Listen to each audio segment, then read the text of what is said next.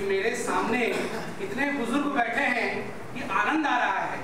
जिस मंडल में, जिस संस्था में, जिस संगठन में बुजुर्गों का आशीर्वाद और मार्गदर्शन हो, उसे किसी और चीज की आवश्यकता नहीं होती। बुजुर्ग हैं, उनके जोरदार ताली हो जाए।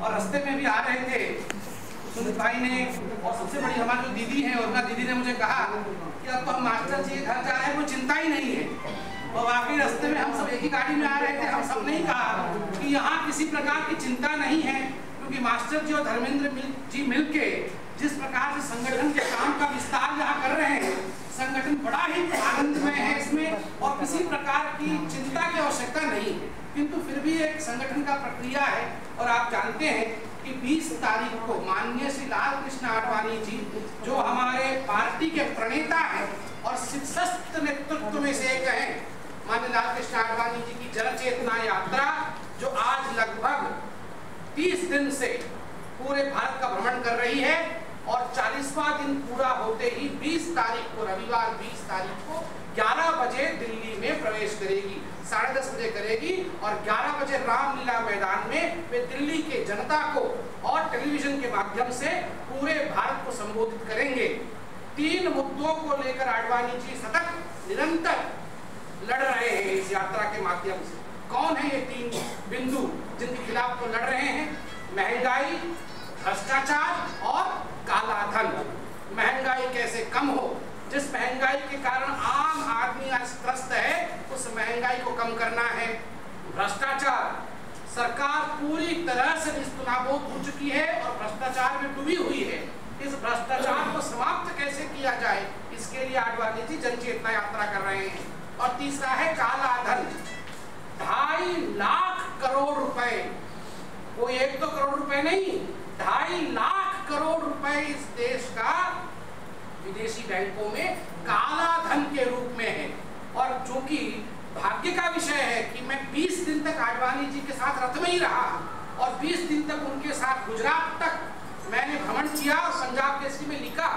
तो इस विषय पर विस्तार से रोज आडवाणी जी के साथ मेरी बात होती थी, और जब वो सभाओं में मंच पर से भाषण करते थे तो मैं ध्यानपूर्वक सुनता था।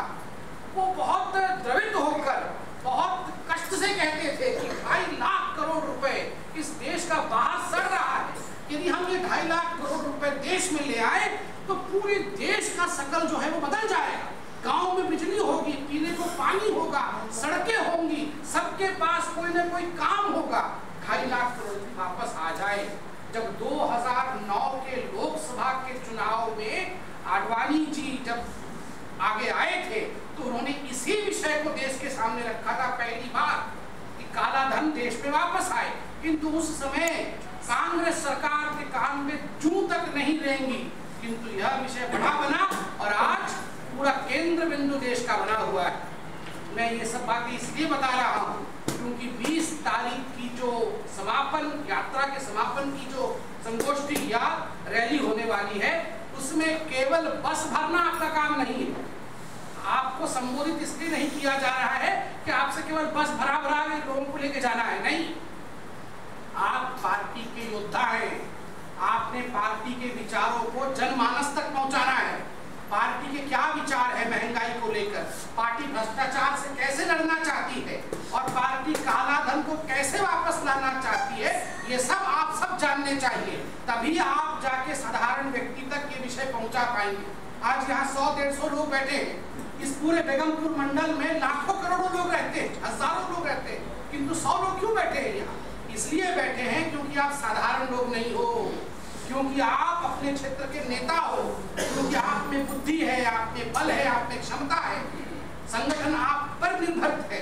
इस कारण आप यहाँ बैठे हो, और आप जब पार्टी के विचार को जनमानस तक लेकर जाओगे और उन्हें रामलीला मैदान तक पहुंचाओगे, तो पूरे पार्टी को एक बल मिलेगा, पार्टी का विचार घर घर तक पहुंच पाएगा।